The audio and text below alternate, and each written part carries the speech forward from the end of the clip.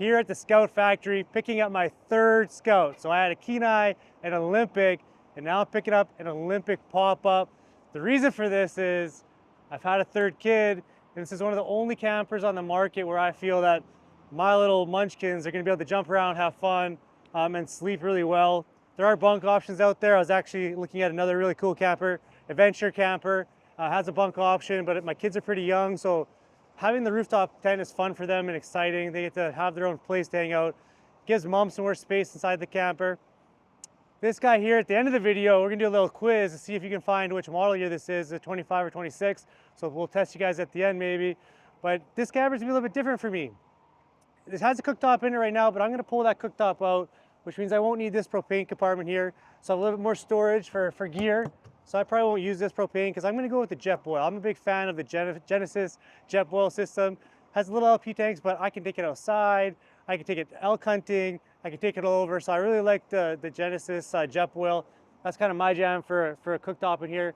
Scout has a great option too, and they are switching cooktops pretty soon, so that'll be a big thing. But for me personally, I just really like being outside and cooking. For my family here, we always like to store our gear. I'm gonna store my chairs. I got a nice little Ignic fire can that I'm gonna pop in there with a little propane storage so we can sit outside and have a fire. A lot of places, you just can't have a fire these days in the summer due to fire bans, things like that. So great spot to have a little fire can. It fits in here nicely. I've done it before. Sometimes when you get the big fire bowls, they just don't fit. So that's why I have the Ignic. Love that thing. And actually on the Ignic, I can actually like cook my hot dogs on it and make a meal on that little fire. You're probably not supposed to, but it works great. You can heat food up on it. Perfect. I might on this camper look at adding some gear, some shovels and axes, just because storage does a little bit tight, but you do have the bed rails there to store some extra gear. One of my favorite options on the Scouts has always been this awning. I'm not gonna set this up right now because it's still raised up. We're gonna touch on that in a second, but this awning's super easy to take in and out. You're just gonna pop these out, walk it out. 3 seconds, I'm at the campsite. I got an awning for my kids, set them up a table, some chairs. They can draw. If it's raining, snowing, I wouldn't maybe put the snow on the awning, but with rain, no big deal. They can sit there and hang out outside. That's the name of the game with camping. Part of the reason why I love truck campers and I'm not going to a travel trailer, although my family's growing, I love being able to park anywhere. I took my first Scout down to Disneyland, parked right inside the parkade at Disneyland. So tons of benefits having a truck camper. I don't have to back this thing up. I don't have to worry about storing it in my driveway. I just always have, I can park at restaurants, I can park at grocery stores, I can park anywhere with a truck camper. So, and also I'm from Canada, so we have some beautiful parks, Banff, Jasper, personal favorite, Yoho National Park, just beautiful lakes. And again, that's part of the Scout culture here is we have the Yoho Olympic Kenai, all named after national parks. Super, super cool. So as you can see, this guy's got a GFC rooftop tent. I love about Scout as well. These things are built in America. I'm at a factory with about 130 employees. We have a Christmas party tonight, but the big thing there is that these are American built campers. We have a spot here to build our walls, so we laminate them all in-house. So everything's done at this factory by Americans, employing 130 Americans. Talk about GFC, those boys are up in Montana, build some super nice stuff, but this camper is truly American built. There's not too many other campers out there that are like this, that are truly American built. They're importing their panels from overseas, saying they're American built. Scout is American built, so this thing's badass in my opinion. Love that about it. Right now today, the first thing we did here is we just drove the truck under the camper. We lifted it up, got the camper sitting here. And the important thing here is when you first back the truck under the camper, before you put it all the way down, you always want to put your straps in. Because if you do it when it's down, it makes it tight, hard to reach. But when it's up like this, it's really easy to get that front hook in and then ratchet it down actually once you lower the camper. So that's a really easy way to load your camper. It's just a little trick. This here is my boy Kent's truck, my hunting partner, work partner. So we're gonna drive this home on his truck and put it on my truck once we get home. But really important thing here, this is a 6'4" bed Dodge. Always when loading a camper on a truck, you really wanna make sure the center of balance, there's a sticker on the side of this bad boy. You wanna make sure that center of balance sticker is in line with the rear axle. So you don't want the camper's weight to be sitting way behind the back tire.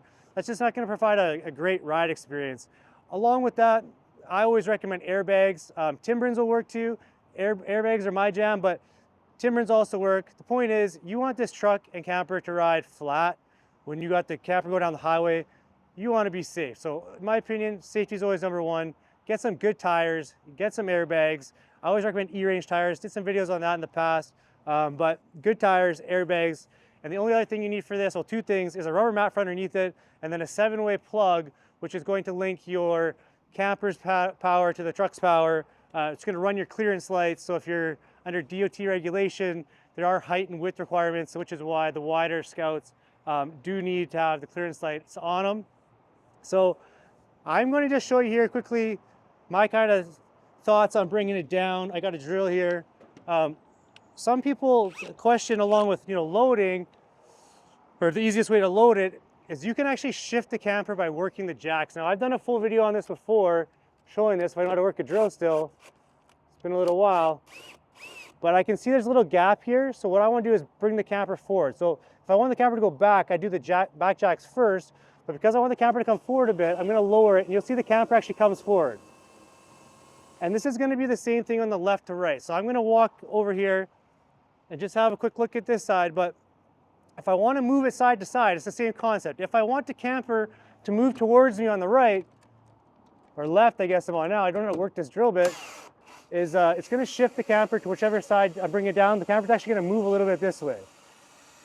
So because I want this to actually move a hair, I can see underneath the truck there, I want it to move a hair to the right, or the passenger side. So I'm going to bring this down a hair more just to adjust it. It should bring this all the way up. I'm going to touch this side down first, I think, by the looks of it. And now you can see the camper's weight is off the jack. This Olympic is now on this nice Dodge 3500 big boy truck. So that's my plan next year for the family, is to get a different truck. And you know what? In all honesty, it's probably going to be my last Scout, everybody. And not because I don't love Scout, but because I'm going to go with the bigger truck. And there's these campers called adventure campers. If you haven't heard of them, check them out. But they are awesome. And my beautiful wife, she really likes her space. Bring this down. She's good. Take the weight off that last jack. And then we're going to jump inside this camper, check some things in there. But we're going to get her a proper toilet, a proper kitchen. This truck's off, so it's got the Dodge airbags. When you turn it on, it's going to be making all sorts of noise because it's the Dodge, but it'll fill up those airbags and she'll level up nicely. Squatted a little bit originally from the weight, but this camper is going to be, probably in the 1,700 pound range when I get it home. I'll probably, just when it comes to payload, just some ways to increase your payload. So if you have a payload on your truck of 800 pounds and you want to increase your payload, the only way you can truly increase your payload, you're just going to pop your tailgate off. Put that thing to the side. My tailgate weighs about 130 pounds. I actually spent a lot of money on rubber, E-range tires. So I did a video on that again, but really good tires. Pop that off your tailgate, pop your spare tire off if you want, and that's going to add a couple hundred pounds to your payload. So now your payload went from 16 up to 18. So that's just an easy way to gain some payload. So let's go inside this Scout Olympic. I'm pretty excited. First thing you'll notice is this beautiful sage green fabric. I know there's some people out there who love the Canyon brown, but I am full on sage guy. So adjustable lights, check out that color. Nice. My other two Scouts both had the white lights. It's got the yellow lights. I think the wife's gonna love it. That's what's most important here. I could sleep in a tent, but my wife ain't sleeping in a tent. So I'm sorry to my beautiful wife, but that's the truth. So she's something a little bit fancier. This can do the trick. So up here, obviously the kids are gonna jump up in the rooftop tent. This bed here has a full slide out, so that's gonna allow me, my 3-month-old of this day, and my wife to sleep over there. And if it is, extremely cold, we can always put this dinette down, and this would make into another sleeping area here. In about 2 seconds, I'm just pop, down she goes, put the cushions over, on we go. So when it comes to this winter, I'm excited. My boy Kent, whose truck this is, actually has a Scout as well. So we're gonna take the kids out, his dogs out, do some camping, and I'm really excited to test this rooftop tent out. So I've heard from a lot of you about, temperatures, things like that. I want to look at this diesel heater for a second. So it's off right now. I'm not going to worry about firing up the power tower and all that to show you guys, but there's a couple settings on here. And the most important thing is there's a sensor on the side of this diesel heater that is external sensor. You want to make sure that you change it to external sensor. If you do the internal sensor, it's going to use the temperature behind the screen, and it's going to set you way off on temperature. I'm not going to show you on the display, but just know that there's a little thermostat here that's going to be accurate. Now, the reason why I mention this is because there's going to be temperature fluctuations when the heater runs, but when it's cold, I'm going to go with the guess that if I set this thing to, let's say, 70s in my jam to sleep, that's not going to be warm enough in the rooftop tent. So there's another setting on that heater where you can run it as a percentage. So from all the lovely Scout owners, I do read a lot of things that people say, and from their experiences, if I set this, instead of having it set to a temperature, I'm going to set this heater to a percentage. So if my kids are up top, I might have this heater running at 30% full time, so there's constantly heat flowing up to the tent. So I haven't tested it yet. I'll probably put this in my driveway when I get home here and do a sample night. But that's the plan there for the diesel heater. Super sweet. I also, this Dometic cooler here, I'm going to go hunting. I'm going to have to bring a bunch of meat with me for elk hunting, things like that. So cool thing about this one here is this is a fridge freezer. So I get that option. But personally, if I didn't have these options, I would probably go with like a Yeti cooler, one on wheels maybe. I'd put it sideways here. I'd get a little more seating here for my kids. But this was in this camper as part of the deal I got on it. So I'm going to take this. This cooktop here is actually going to Kent in his camper, so it won't be in here, but we're going to take it home before we sort that out. I am a super fan here of the fact that I just got this huge sink.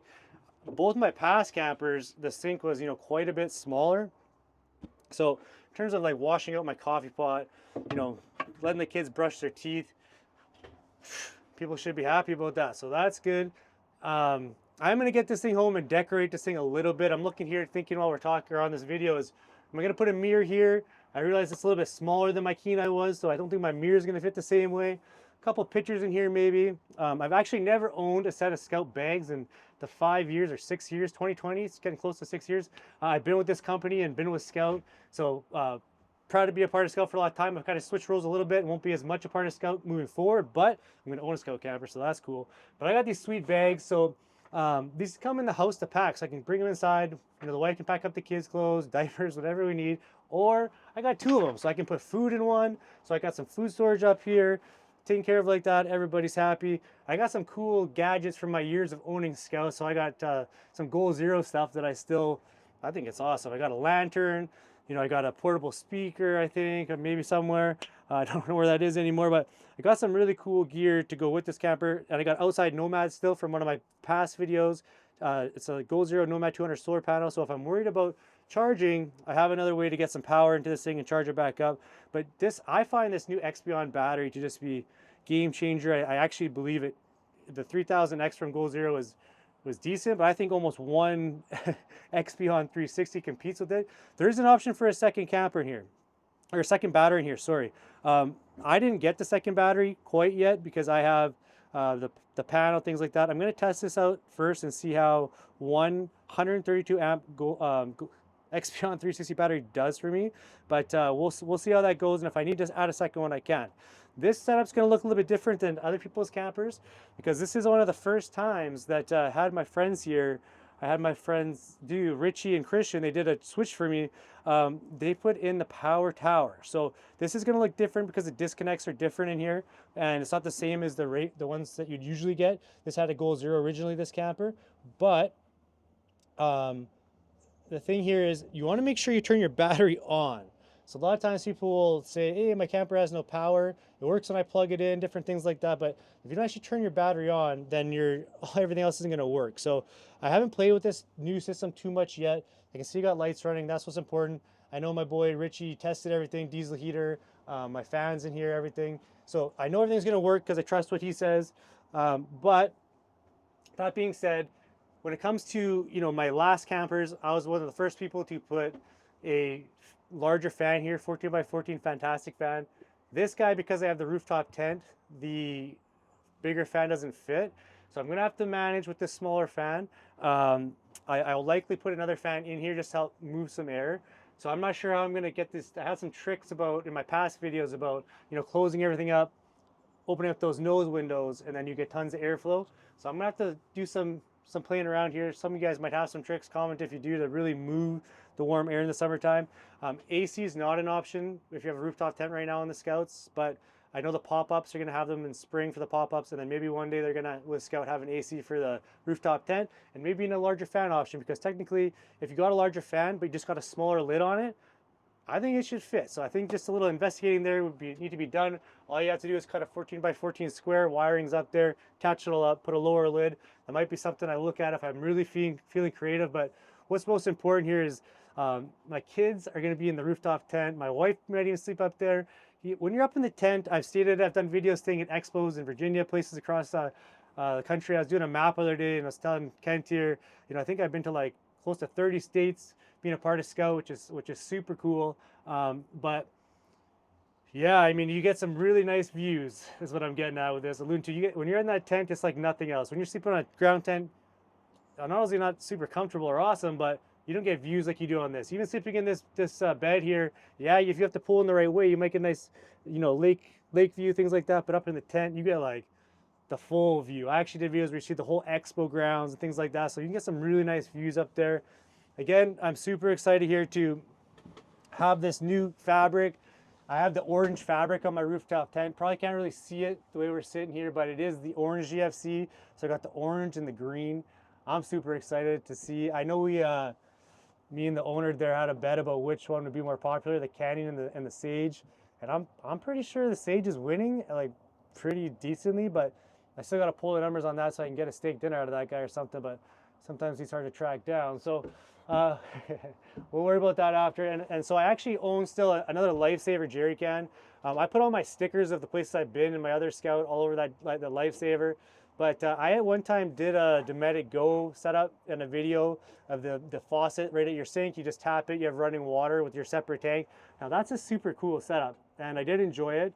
But when I bought my second Scout, I was like, I'm gonna commit to trying the Lifesaver. And actually, I found out that I actually prefer the Lifesaver over the Dometic pump because it's just easy, this faucet. Yeah, sometimes you can't use two hands, but I have a second one, so now I got 10 gallons of water storage roughly. I'll stick the other one in one of the cart compartments underneath. So I have lots of water storage in this thing, and I love how the water runs in here. I know one thing that, I'm a little sad about moving to the Olympic versus the Kenais. They won't have that same spot for a shower inside, but you can always set one up outside. So I mean, you can add a bracket and put an outdoor shower. I was using the rinse kit, but there's some really nice ones, but I think it's Kakadu, or I can't ever pronounce their name, from Australia there, but close enough. You get the idea. Really cool showers. Again, my family here, we're gonna probably go up to a place called Manning Park, maybe to start our camping in this Olympic. So I'm really looking forward to it. Let's jump outside for one more second here. I think we got the gist. I'll show you here actually inside what Ken's jumping out, but in terms of storage, that's just one thing that just touch on for my family. Like, I really love to just put my knives, my forks, my spices, all that stuff right under the counter here.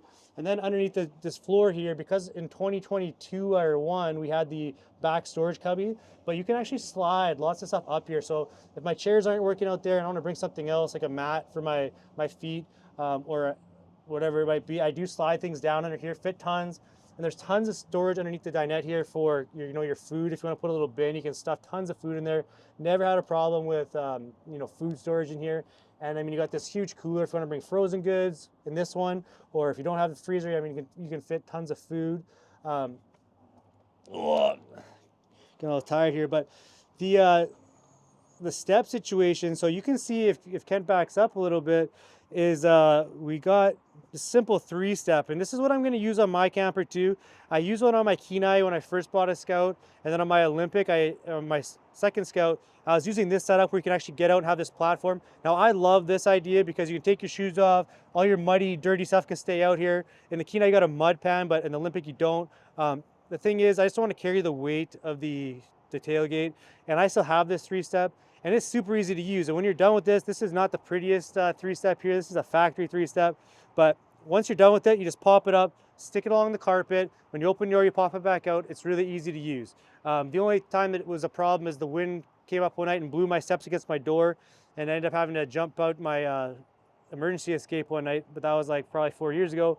But that can happen, so just be careful where you place your steps, but works awesome. Diesel heater works awesome. Ooh, don't want to fall and hurt myself here, but diesel heater works awesome. So we're gonna finish up by bringing this camper, tightening our ratchets, making sure our lights work.